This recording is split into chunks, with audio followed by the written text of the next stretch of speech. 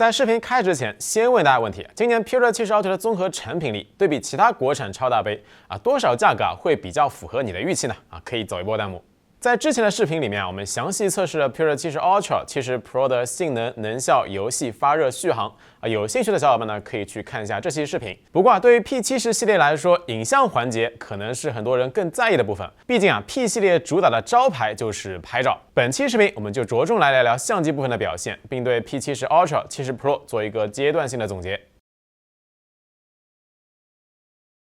今年Ultra 和 Pro 的主摄传感器分别是1英寸和1.3英寸底，终于不再是祖传的 IMX766级别了，都有可变光圈。至于 Ultra 的主摄是否 RYB， 我们也是咨询了客服，但是没有给到明确的回复。长焦都是 f2.1 大光圈，3.5倍，等效焦距呢是95毫米，只是 Ultra 呢多了200万像素。超广角一个呢是4000万，一个呢是1250万，长焦和超广角传感器的具体型号尺寸呢都未知。那么先来一波省流小助手，两台机子发布到现在，相机方面已经是推了好几版优化更新了，综合的成像素质对比 Mate 60系列肯定是进步了，尤其是长焦好用了不少，但是和今年 OVM 拍照旗舰比依然有差距，尤其是这个 P70 Ultra， 目前拍照上的问题呢还不少。首先是这个色彩还原你说准吧，有些场景确实很准这组室内花朵样张，两台 Pure 70旗舰都更接近于实际的观感，因为花朵的颜色就是有点偏向于紫色的。而且因为拍摄的时候光圈自动切换到了 F4， 花蕊、花瓣的纹理细节呢会更加清晰。当然，相应的背景虚化呢也要弱于另外2台了。这组室内灯牌的样张也是类似情况，实际灯箱人物的衣服颜色呢是紫色的。14 Ultra 和 X7 Ultra 都拍成了偏蓝色。目前来说，这两台机子色彩这块主要的问题呢，就是部分场景容易出现偏黄尤其是在一些户外阳光环境下拍摄绿色植物的时候，会相对频繁的出现这个问题。比如说这组树叶呢就黄的有点辣眼睛了，实际颜色参考翻的 X7 Ultra，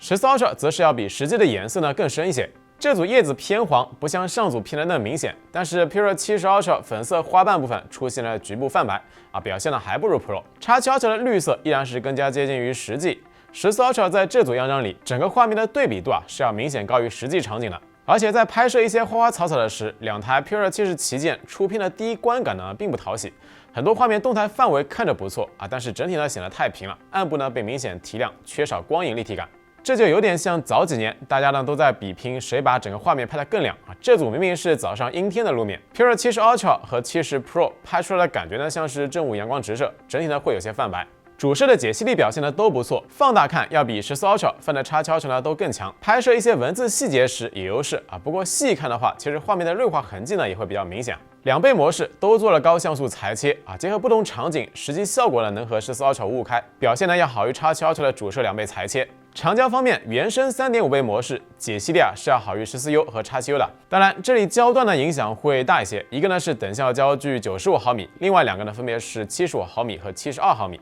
X7 Ultra 3倍因为是从2.6倍才上来的所以说3倍模式的解析力呢也相对更弱些。对比来看P70 Ultra 的长焦细节要比 Pro 呢略好点，但是锐化会更加明显，这点在后面的长焦裁切环节呢也会更加直观。到了5倍模式，两台机子呢都有超分算法介入解析力这块呢不如原生5倍、6倍的14U 和 X7U。这组5倍样张放大看 ，P70 Ultra 画面锐化痕迹呢就非常严重了，建筑纹理、植物边缘呢容易出现过度锐化导致的泛白。10倍模式，如果光看文字部分的细节的话其实差距呢并不算很大。这部分 AI 算法呢相对容易增强，但是文字以外的细节差距呢会比较明显，比如说远景建筑的纹理。这组10倍的样张电瓶车牌部分 P70 Ultra 和 Pro 呢都会有点 AI 猜细节导致的歪歪扭扭，但是呢也都能看清楚，只是到了树叶部分的细节基本就是一眼的差距了。综合来看，长焦部分给我的感觉就是和 P60 Pro 上那颗差不多，支持微距模式有不错的可玩性，大光圈晚上呢也可以轻松调用，放在去年上半年还是很能打的。但是对比今年的双长焦，确实呢有点汗流浃背了。夜景环节，两台机子的画面降噪、细节表现的都不错毕竟传感器底子都上来了，自动夜景模式也能够全程参与。理论上 P70 Ultra 上了1英寸主摄，应该会有更好的夜景画质。但实际表现来看，这1万加的 Ultra 还不如便宜大几千的14U 和 X7U， 也不如同系价格更低的 Pro 版来得稳。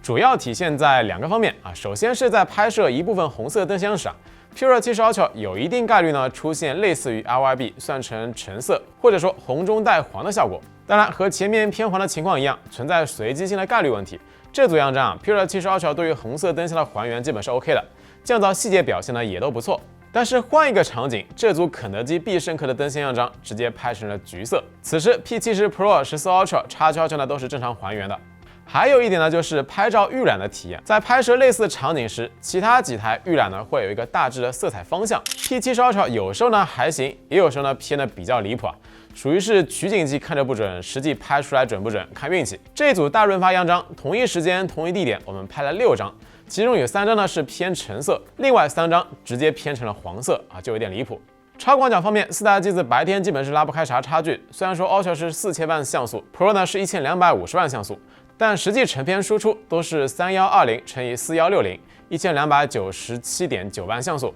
影调这块，两台 P70旗舰和主摄情况类似，缺少光影对比。夜景嘛，放大之后还是抵更大的 Find X7 Ultra 有优势。细节降噪方面呢要稍好些。视频方面，两台机子都支持 4K 6帧视频录制过程中，摄像头呢自由切换，不过呢并不支持 4K 6帧 HDR 视频拍摄。主要问题呢就是色彩这块啊，整体呢会有些泛白，尤其是植物树叶。视频的色彩观感是不如另外2家来的舒服的，防抖效果大家可以参考一下视频的实录画面。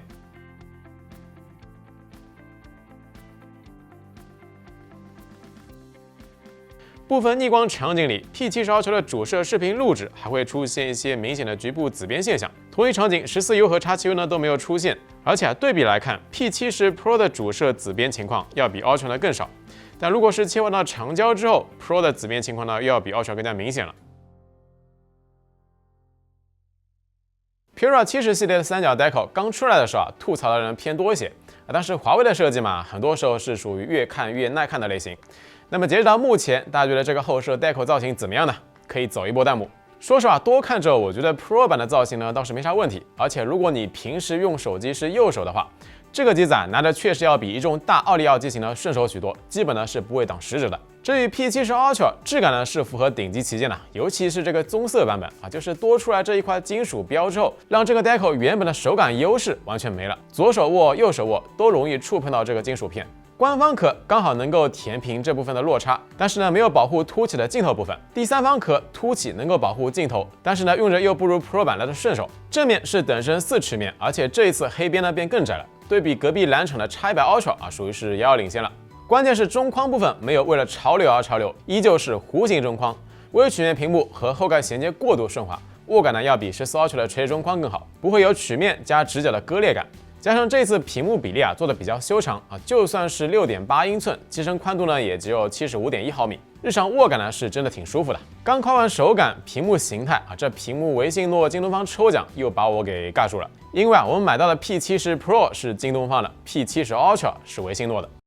显示精细度、亮度呢都和 BO1 版本一样，拉低亮度之后呢也没啥麻布感，比较明显的差异呢就是这个可视角度。维信诺版本倾斜45度左右会偏黄绿，而京东方大角度下可视角度表现呢要好不少。从消费者心理角度来说我买 Ultra 花更多的钱，那你必须给我更好的才是。现在倒好，更贵的 Ultra 上有几率买到比 Pro 版可视角度更差的版本这波呢属于又是反向 Ultra 了。外围规格这一块主要的槽点呢是指纹和马达。Mate 60 Pro 有3D 人脸，短焦指纹大家可以当做是送的但是 Pura 70系列日常解锁主要是靠指纹。加上本身屏幕就偏修长，还用短焦，体验呢是明显不如这个超薄屏下了。0809马达实际调教的震感力度比1500块左右的红米0809确实更好点，但是在5000加机型里属于是垫底水平了。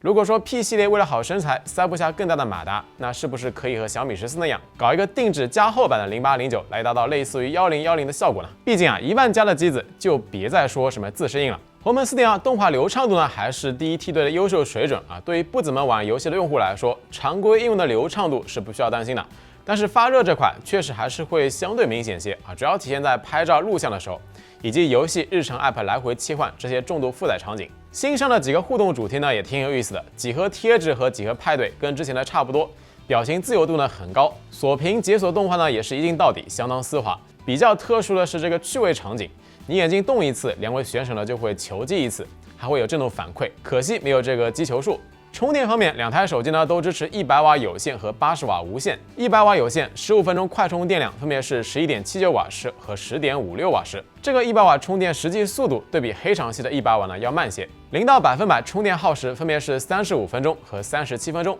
完整充满耗时上倒是差别不大。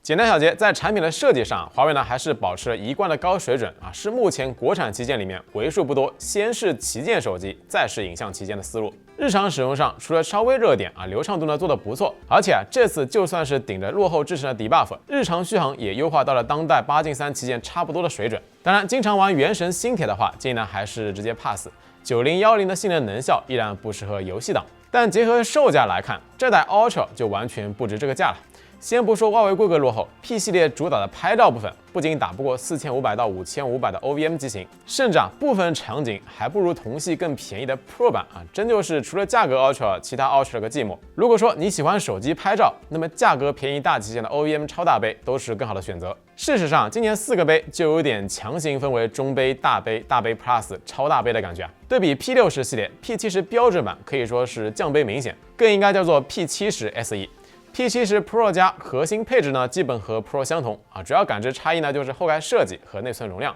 另外还有一个呢，就是对于大多数人感知不是太明显的卫星通话。Pro 版呢只有12GB 内存 ，Pro 加呢只有16GB 内存。如果要大内存，那么就得加1000上 Pro 加，属于是致敬苹果，你这内存是瓜子做的还是金子做的？所以啊，如果你是华为的忠实用户，家里呢有一堆生态相关，想要入手 Pure 70系列，那么相对更加值得购买的肯定是 Pro 版啊。但目前 Pro 版的整体放货数量上，依然要比 Pro 加 Ultra 呢要更少。OK， 那么以上就是 Pure 70 Pro 和 Ultra 的影像评测以及日常使用的全部内容啊。如果觉得视频做的还不错，希望各位老铁能够点个赞加个关注，这是我们继续更新视频的最大动力。同时也别忘了去我们淘宝配件店逛一逛、看一看，搜罗更多优质壳膜。那我们下期视频不见不散，拜了个拜。